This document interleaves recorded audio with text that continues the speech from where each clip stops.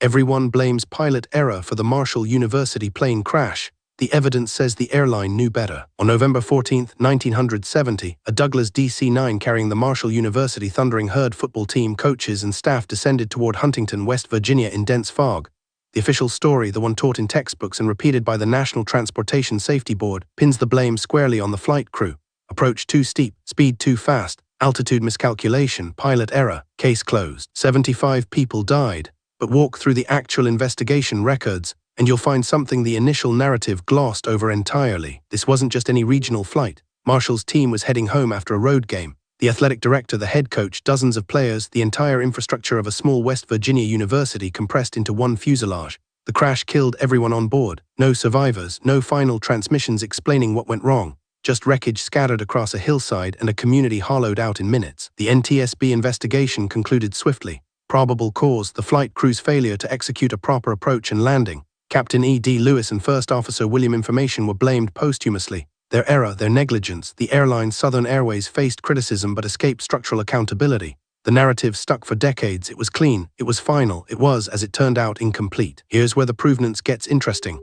When you examine the actual maintenance logs, and I mean sit with them the way you'd examine a telegram in an archive, Southern Airways had been operating that specific DC-9 with known instrumentation problems. The radio altimeter, the instrument that tells pilots their true altitude in low visibility conditions, it had malfunctioned before, multiple times, and the airline kept flying it. On the day of Flight 932, visibility at Tri-State Airport was approximately 1/4 mile in fog. Pilots depend on instruments in those conditions. The radio altimeter gives them a hard number: you are X feet above ground. Without it working reliably, you're flying blind. And this crew, trained, experienced, professional, was descending into that fog on an airplane with faulty equipment. But here's the pivot. The NTSB didn't ignore the maintenance issue, they noted it. Then they decided, and this is crucial, that the crew should have recognized the instrument failure and compensated for it.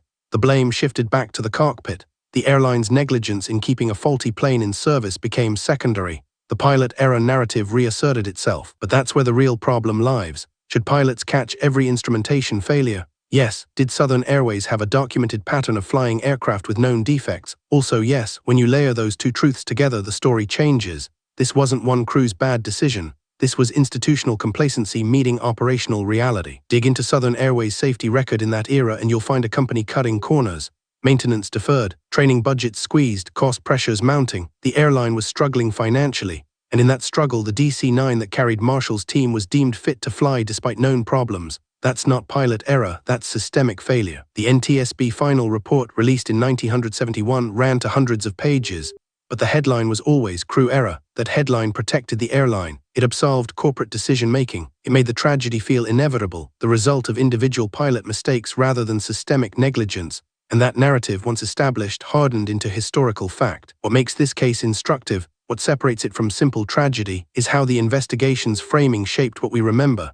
75 people died. But did they die because pilots failed or because an airline knowingly operated unsafe equipment? The answer determines whether we see this as an accident or a preventable disaster. Subsequent aviation safety reforms, and there were several, did address both sides of this equation. Stricter maintenance enforcement, better crew training in instrument failures, clearer protocols for deferring flights when equipment is unreliable. The regulatory system learned, but it learned partly because investigators later questioned whether the original narrative had been too narrow. The Marshall University community never forgot. They built a memorial. The football program continued. But for decades, the official story remained a tragic accident caused by pilot error, not negligence, not institutional failure. Just the inherent risk of flying in bad weather made worse by one crew's miscalculation. What's changed in recent years is access to primary documentation. Researchers, historians, and aviation enthusiasts have pulled apart the maintenance records. They've interviewed former Southern Airways employees. They've examined the decision-making that preceded that November flight. And the fuller picture, the one buried in appendices and footnotes, reveals a more uncomfortable truth. The pilots didn't know the radio altimeter was unreliable. They trusted their equipment. They executed their approach by the book. And they descended into fog with faulty instruments because the airline, under financial pressure, had decided the plane was airworthy. That decision killed 75 people. This is why the Marshall crash matters beyond the immediate tragedy. It's a case study in how investigations can be technically correct but narratively incomplete. The NTSB found facts, but the story they told and the one that stuck emphasized individual failure over systemic failure. And that distinction shapes how we regulate aviation, how we hold corporations accountable, and how we remember disasters. Huntington, West Virginia still remembers November 14, 1970. The city lost more than a football team that day. It lost an entire generation of leaders, teachers, and young men. The memorial stands, the story endures, but the real story, the one that took decades to fully emerge from archived paperwork and institutional memory, is a reminder that how we investigate disasters shapes how we prevent the next one. The pilots of Flight 932 became the public face of a tragedy. Their names appear in the accident record, their decisions are analyzed in textbooks, but they were flying an airplane their employer knew had problems. That's the story that matters. That's the one that prevents future crashes. Subscribe, we uncover the stories behind aviation's official narratives every week.